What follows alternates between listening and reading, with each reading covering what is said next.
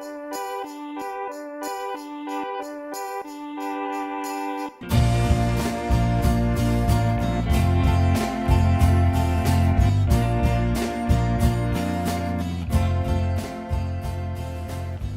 does the choosing bit work? I mean, it was kind of a free-for-all in a way where I was kind of just told to look at things that I was interested in doing, and then the department would decide based on what I proposed.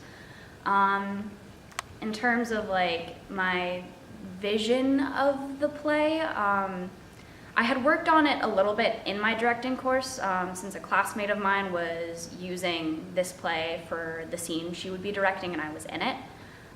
So I kind of got some input from working on it in class, but otherwise I kind of just dove head first into the play and kind of worked it out along with my designers, with Anna and with Caitlin, our costume designer. And so we had a lot of discussion back and forth about kind of the world of the play and kind of what we wanted to do with it, and that's kind of how it all came together.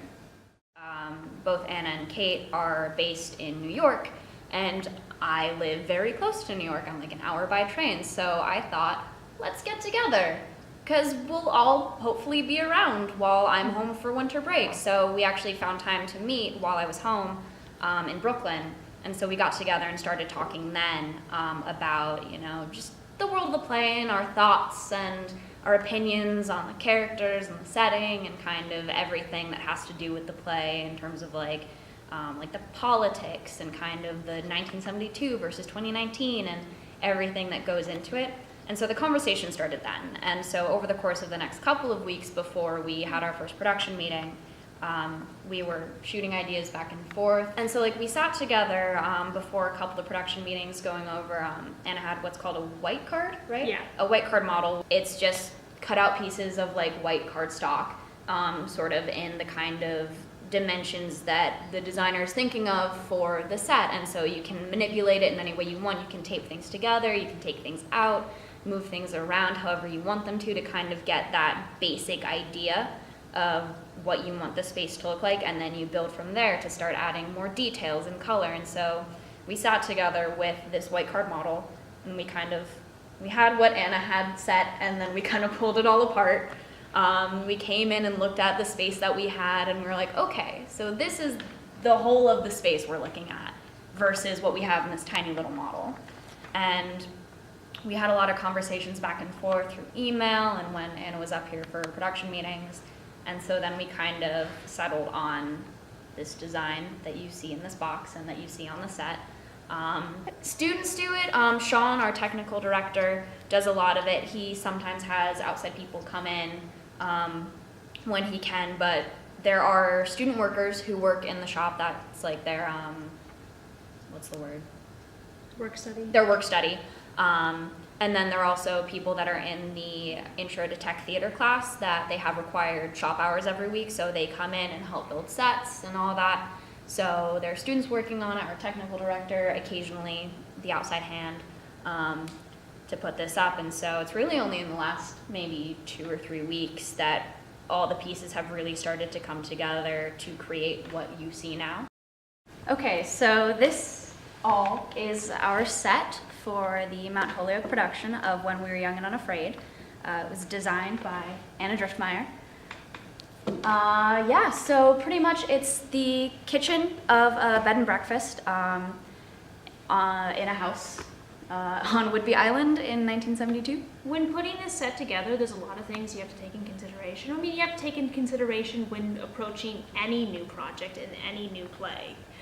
But this one in particular is, aside from the logistics of the play itself, like where are the entrances, where are the exits, where does one person enter and then another person enter but they can't see each other, or one person secretly exits while the other person can't see, or in the case of, hey, we need a trap door in the floor, which you can't see on that view but is actually underneath.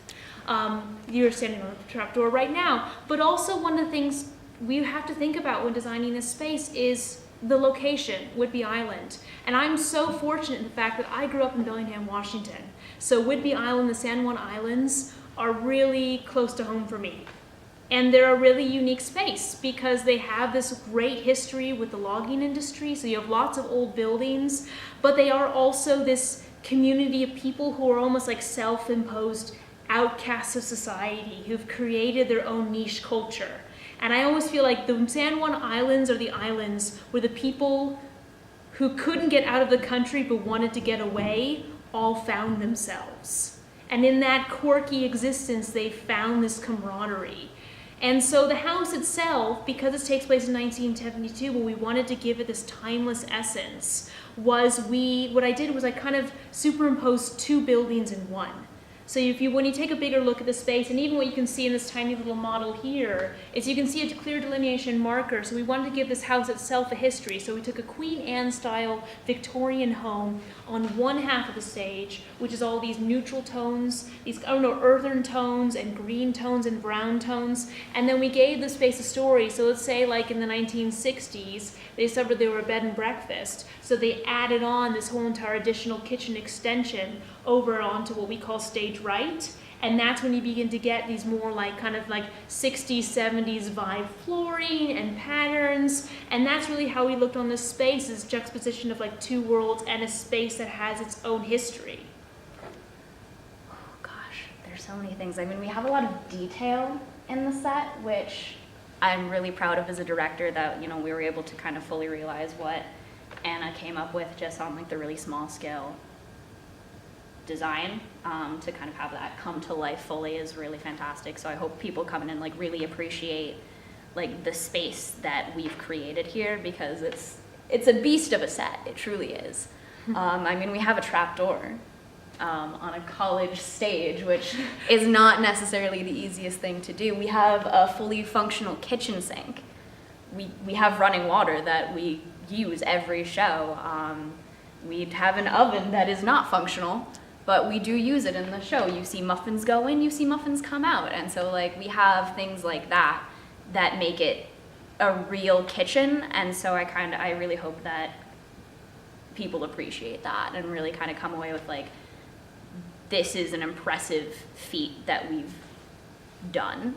And it's not easy. It's really, really difficult to pull together, but we did, which is really exciting.